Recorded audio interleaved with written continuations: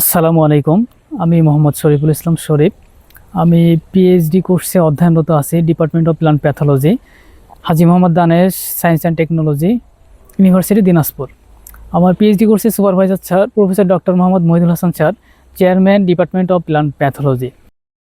আসসালামু আলাইকুম ওয়া রাহমাতুল্লাহ। এইচকে বহুমুখী ইউটিউব চ্যানেল এবং ফেসবুক পেজে আরেকটি নতুন পর্বে আপনাকে স্বাগতম।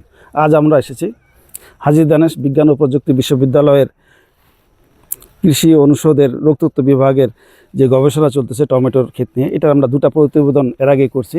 আজকে আমাদের ইনশাল্লাহ তৃতীয় প্রতিবেদন হবে। আসসালামু আলাইকুম রহমতুল্লাহ। আমি মোহাম্মদ শরীফুল ইসলাম শরীফ। আমার PhD in plant pathology course চলমান। আমার পিএইচডি কোর্সের supervisor sir professor doctor Mohammad Mohidul Hasan sir, chairman department of plant pathology, Haji Mohammad Danesh বিজ্ঞান ও প্রযুক্তি বিশ্ববিদ্যালয় দিনাজপুর। আমার পিএইচডি গবেষণা কোর্সের উদ্দেশ্য হলো কৃষকের মাঝে বায়োফাঞ্জিসাইড পৌঁছায় দেওয়া। এই বায়োফাঞ্জিসাইড কৃষকের মাঝে পৌঁছায় দেওয়ার উদ্দেশ্যে আমরা আমাদের ল্যাবে বায়োফাঞ্জিসাইড প্রস্তুত করেছি এবং আমাদের এই বায়োফাঞ্জিসাইড ভালো কিনা এজন্য আমরা এবং কাজে লাগতেছে কিনা এজন্য বায়োফাঞ্জিসাইড আমরা মাঠ পর্যায়ে ব্যবহার করেছি। মাঠ পর্যায়ে আমরা যখন আমাদের বায়োফাঞ্জিসাইড ব্যবহার করেছি তখন আমরা এখানে কম্পেয়ার করে কিছু বেড প্রস্তুত করেছি। এখানে আমাদের কৃষক ভাইরা যেভাবে চাষাবাদ করেন সেভাবে আমরা এখানে কিছু বেড আমরা এখানে প্রস্তুত করেছি এবং বাজারে কমার্শিয়াল যে ট্রাইকোডার্মার ফর্মুলেশন পাওয়া যায় আমরা কিছু বেডে আমাদের বাজারের ফর্মুলেশন ব্যবহার করেছি এবং কিছু বেডে বাজারের কেমিক্যাল দিয়ে বেড প্রস্তুত করেছি এবং কিছু বেডে আমাদের হাজী দানেশের তৈরিকৃত বায়োফাঞ্জিসাইড প্রোডাক্টটি আমরা ব্যবহার করেছি। কিন্তু এখানে ব্যবহার করে দেখা যাচ্ছে আমাদের হাজী দানেশের প্রোডাক্ট যে বেডগুলোতে ব্যবহার করা হয়েছে সেখানে তুলনামূলক অন্য বেডগুলোর তুলনায় গাছের শাখা প্রশাখা এবং টমেটো গাছের উচ্চতা অনেক বেশি এবং আমাদের এই বেডগুলোতে কোনো রোগ বালাইয়ের আক্রমণ নেই বললেই চলে।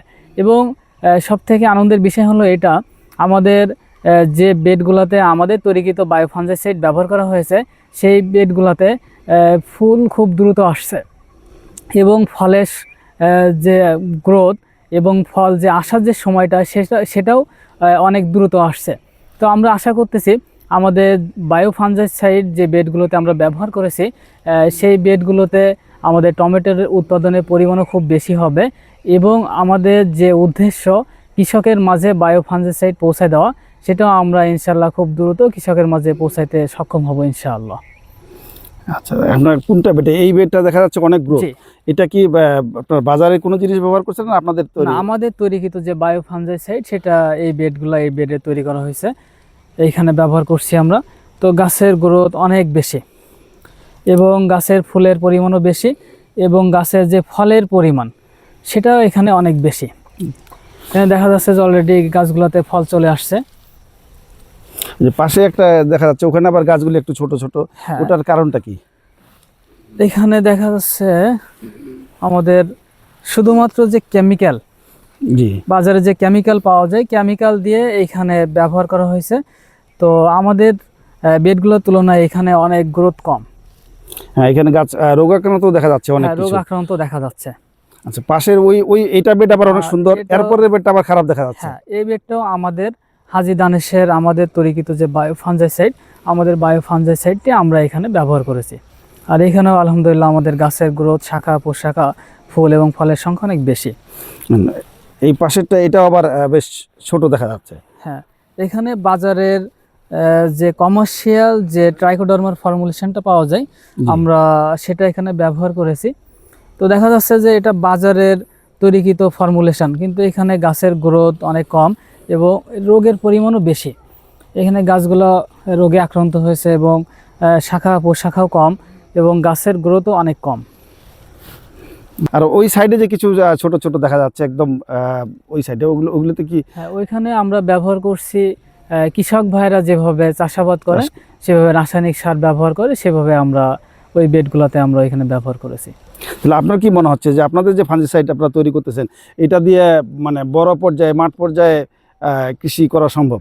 জি, আমরা আশা করতেছি এটা অবশ্যই সম্ভব। আমরা কয়েক জায়গায় এটা অলরেডি ব্যবহার করেছি, তো সেখানেও খুব ভালো ফলাফল পাচ্ছি আলহামদুলিল্লাহ।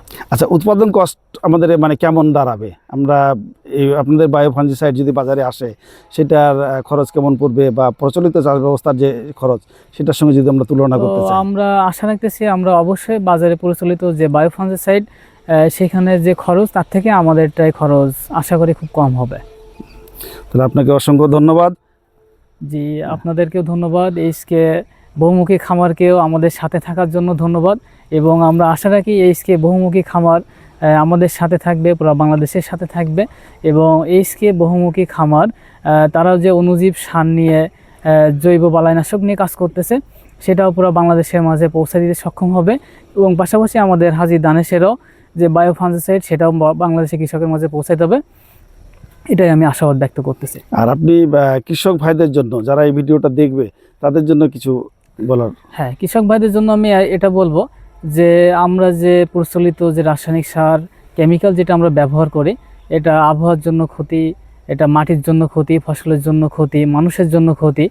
তো আমরা যেখানে বায়োফাঞ্জিসাইড জৈব বালাইনাশক দিয়ে, জৈব অণুজীব সার দিয়ে আমরা উৎপাদন করা সম্ভব, সেখানে অবশ্যই আমরা কেমিক্যালকে পরিত্যাগ করে আমরা জৈব বালাইনাশককে ব্যবহার করব।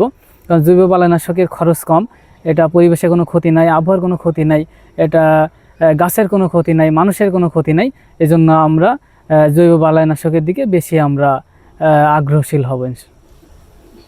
আমরা একটা জৈবিক উপাদান মাধ্যমে আমরা বায়োফাঞ্জিসাইড বা বায়ো ফার্টিলাইজার এরকম কোনো একটা টেকনোলজি তৈরি করবো, যার মাধ্যমে আমরা ফসলের রোগ নিয়ন্ত্রণ করবো। এটা আমাদের প্রাথমিক টার্গেট ছিল, এবং পাশাপাশি আমাদের একটা টার্গেট ছিল যে রোগ নিয়ন্ত্রণ করার সাথে সাথে আমাদের যে উদ্ভাবিত যে জৈবিক উপাদানটা, যেটাকে আমরা বায়োফাঞ্জিসাইড বলি বা কখনো বায়ো ফার্টিলাইজার বলি, সেটা আমাদের গাছের গ্রোথ ডেভেলপমেন্টের উপর কোনো রোল প্লে করে কিনা।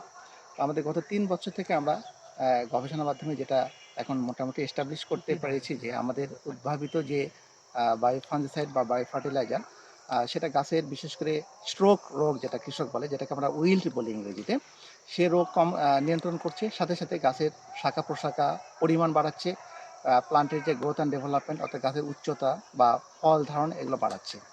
সো আমাদের এই পদ্ধতির মাধ্যমে মেইন যেটা আমরা চাচ্ছি যে কৃষক যে যথেচ্ছ ব্যবহার করে রাসায়নিক উপাদান তার পরিমাণ কমাবে। এবং আমরা আশা করতেছি যে আমাদের উদ্ভাবিত জৈব উপাদান, যেটা যেহেতু রাসায়নিক উপাদান নয়, এটা পরিবেশের উপর খুব কোনো নেগেটিভ ইফেক্ট ফেলাবে না, যেটা অলরেডি প্রতিষ্ঠিত। এবং সাথে সাথে এটা মাটির যে গুণাগুণ সেটা বাড়ায় দেবে। এবং মাটির গুণাগুণ বাড়ানোর সাথে সাথে আমাদের রাসায়নিক উপাদানের পরিমাণ ব্যবহার কমাবে, বায়োফাঞ্জিসাইডের পরিমাণ যেটা কৃষকরা ব্যবহার করে সেটা কমাবে, এবং সাথে সাথে পরিবেশ বা মানুষের স্বাস্থ্যের উপর যে রাসায়নিকের যে ক্ষতিকর প্রভাবগুলো আছে সেই ক্ষতিকর প্রভাবগুলোকে তারা এলিমিনেট করে ফেলবে। এবং আমরা খুব আশাবাদী যে অচিরেই আমরা হয়তো এই উদ্ভাবিত যে টেকনোলজিটা আছে এটা আমরা কৃষকের কাছে সরাসরি আমরা হয়তো হস্তান্তর করতে সক্ষম হবো ইনশাআল্লাহ।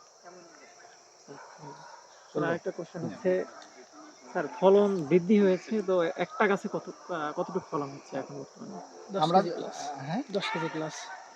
10 কেজি। 10 কেজি। আচ্ছা, আমাদের গত 2 বছরের যে ডাটাটা বলে, যেটা আমাদের রাসায়নিক উপাদান বা বাজারে যে জৈব উপাদানটা পাওয়া যায় তার তুলনায় আমাদের উদ্ভাবিত টেকনোলজি প্রয়োগ করে গাছে প্রতিটা গাছে যদি পরিমাণ বলি, আমার ছাত্র যে বলে যে অ্যারাউন্ড 10 কেজি হয়তো একটা গাছে উৎপাদন হচ্ছে, বাট আমরা যদি কম্পেয়ার করি নিশ্চিত থেকে 1.5 থেকে 2 গুণ, 1.5 থেকে 2 গুণ রাসায়নিক উপাদান কৃষক যেটা ব্যবহার করে প্লাস বাজারে যে প্রচলিত জৈব উপাদান আছে তার তুলনায় আমাদের এখানে যেটা ফলন পাচ্ছি 1.5 থেকে 2 গুণ বেশি ফলন পাচ্ছি। এবং মোস্ট ইন্টারেস্টিংলি যেটা হলো যে আমাদের এটা প্রচুর আমাদের ক্যাম্পাসে যত প্রফেসর আছে সবাইকে আমি টেস্ট করাতে দিয়েছিলাম যে আপনারা একটু খেয়ে মন্তব্য করুন। তাদের এক বাক্যে একটা মন্তব্য ছিল যে আমাদের অরিজিনাল যে টেস্ট, যেটা হারায় গেছে রাসায়নিক উপাদান ব্যবহার করার ফলে, তো আমরা সেই টেস্টটা অনেক দিন পরে এটা এনজয় করলাম। সুতরাং আমরা চাচ্ছি যে এটা আমরা বিভিন্ন কোয়ালিটি অ্যানালিসিস করে দেখছি, ফলে সেই কোয়ালিটি কিন্তু আমাদের রাসায়নিক উপাদান বা জৈবিক উপাদান যেটা বাজারে অ্যাভেলেবল আছে তার তুলনায় কোয়ালিটি বাড়ায় দিচ্ছে। এবং আমরা হয়তো এবার আরেকটা জিনিস দেখার চেষ্টা করব যে এটা শেলফ লাইফ বাড়াচ্ছে কেন, ফলে যে রাসায়নিক উপাদান দ্বারা ফল কয়দিন থাকতেছে হারভেস্ট করার পরে, প্লাস আমাদের, এবং আমরা আশা করি যে আমাদেরটা দ্বারা হয়তো শেলফ লাইফ আমরা 2 থেকে 4 দিন এই পরিমাণ আমরা গতবার একটা প্রাথমিকভাবে অবজার্ভ করেছিলাম। তো এটাও যদি হয় যে শেলফ লাইফটা বাড়ায় দিচ্ছে, তাহলে এটা একটা খুব যেহেতু টমেটো আমাদের পচনশীল একটা সবজি, 4 দিন 5 দিন যদি আমাদের তাদের ঘরে রাখার মতো অবস্থায় নিয়ে আসতে পারি, এটা অনেক বড় একটা কাজ হবে বলে আশা করতেছি। স্যার শুধু কি টমেটো না আরো কিছু আচ্ছা, করে এবং করেছেন? এই টমেটোর পাশাপাশি আমরা গত ২ বছর থেকে আমরা আলুতে এটা প্রয়োগ করেছিলাম, এবং আলুতে প্রয়োগ করে আমরা একটু টেকনোলজিটা ভিন্ন আকারে অ্যাপ্লাই করেছি সেখানে। উপকারী ব্যাকটেরিয়া যোগ করেছিলাম আমরা সেখানে। সেখানে আমরা মানে সারপ্রাইজিংলি আলুর যে উৎপাদনটা, এটা মোর দ্যান 2 টাইমস আমরা বেশি পেয়েছি। প্লাস আমাদের এইচকে আপনার যেটা আজহার ভাইয়ের যেটা সম্মানিত আজহার ভাইয়ের যেটা টেকনোলজি আবিষ্কার করেছেন, সেখানে আমরা এবার পরীক্ষামূলকভাবে ওনাটার সাথে আমরা টেকনোলজিটা অ্যাপ্লাই করেছিলাম, এবং উনি সেখানে লাল শাকে অ্যাপ্লাই করেছিলেন। লাল শাকে হারভেস্ট করে ওই জমিতে অন্য কিছু অ্যাপ্লাই না করে পরবর্তীতে উনি ফুলকপি লাগিয়েছিলেন, এবং আলহামদুলিল্লাহ আমরা সারপ্রাইজিংলি ওখানে দেখছিলাম যে ফুলকপির যে গ্রোথ অ্যান্ড ডেভেলপমেন্ট বা ফুল ধরন, এটা ব্যাপক পার্থক্য দেখা যাচ্ছে রাসায়নিক উপাদানের তুলনায়। আর ওনার সাথে যেটা আমরা একটা সম্পর্ক এস্টাবলিশ করতে চাচ্ছি এরকম, যে উনি যে টেকনোলজিটা উদ্ভাবন করেছেন সেখানে অ্যাকচুয়ালি সায়েন্টিফিক ব্যাকগ্রাউন্ডটা একটু স্টাডি করা দরকার। কারণ ওখানে অণুজীব সার বলছেন, সেই অণুজীব সারগুলো অ্যাকচুয়ালি কোন কোন অণুজীবগুলো আছে এগুলো ডিটারমিন করা নাই। সো আমাদের যেটা আছে আমরা অণুজীবটা আমরা ডিটারমিন করে ফেলছি, সুতরাং এটার সাথে ওটা যদি সমন্বয় করে, আমার ধারণা যে ওনার যে টেকনোলজিটা তাকে আরও আপগ্রেড করার সুযোগ আছে। আহ, আমরা কন্টিনিউয়াসলি এই রিসার্চগুলো চালনা করা দরকার, কারণ বায়োলজিক্যাল এজেন্ট তো 1 বছর ভালো কাজ করতে পারে, আরেক বছর ভালো কাজ নাও করতে পারে। এটা কন্টিনিউয়াসলি রিসার্চের মধ্যে থাকা দরকার, এবং আমাদের আপগ্রেড প্রতিবার চেষ্টা করা উচিত। এবং ওনার সাথে আমাদের এই কোলাবোরেশনটা আশা করতেছি চলতেই থাকবে, যে আমরা এটা আপগ্রেড করব। এবং আমরা রিসেন্টলি আরেকটা গতকালকে আমরা প্ল্যান করতেছিলাম যে আমাদের এই রিজনে আম খুব ভালো হয়, লিচু ভালো হয়, সেগুলো তো আমাদের টেকনোলজিগুলো ইউজ করে দেখব যে তাদের উপর কেমন ইফেক্ট পাওয়া যায়। আশা করি এখন পর্যন্ত এটুকু আত্মবিশ্বাস আছে, আমরা হয়তো ভালো রেজাল্টই পাবো ইনশাআল্লাহ। স্যার আরেকটা বিষয় যে কষ্টের যে ব্যাপারটা, রাসায়নিকভাবে উৎপাদনের ক্ষেত্রে যে কষ্টটা পড়তেছে তার চেয়ে এটা কি কম খরচ হবে নাকি? ডেফিনেটলি কম, এবং আমাদের এখানে 1 কেজি বাজারে কৃষকরা যেরকম পায়, 1 কেজি যদি ফাঙ্গিসাইড ধরি, তার তুলনায় আমাদের 1 কেজি এই যে উদ্ভাবিত যে জৈব উপাদান, খরচ অনেক কম। তো অ্যাকচুয়ালি হিসাবটা আমি দিতে পারবো। তো এটুকু শুধু ইনফরমেশন দিই, খরচ অনেক কম পড়বে, এবং এটা মানুষের ক্ষতি করবে না, পরিবেশের ক্ষতি করবে না। সুতরাং কৃষকরা ব্যবহার করতেছে, এবং বর্তমান বিশ্বে কিন্তু জৈব উপাদান ব্যবহার করে ফসল ফলানোর যে ট্রেন্ডটা, এটা অনেক আপওয়ার্ড। সো আমরা চাচ্ছি যে আমাদের দেশেও কৃষকরা ব্যবহার করবে, এবং সেটা একটা পজিটিভ রেসপন্স পাচ্ছি কৃষকদের কাছ থেকে আমরা।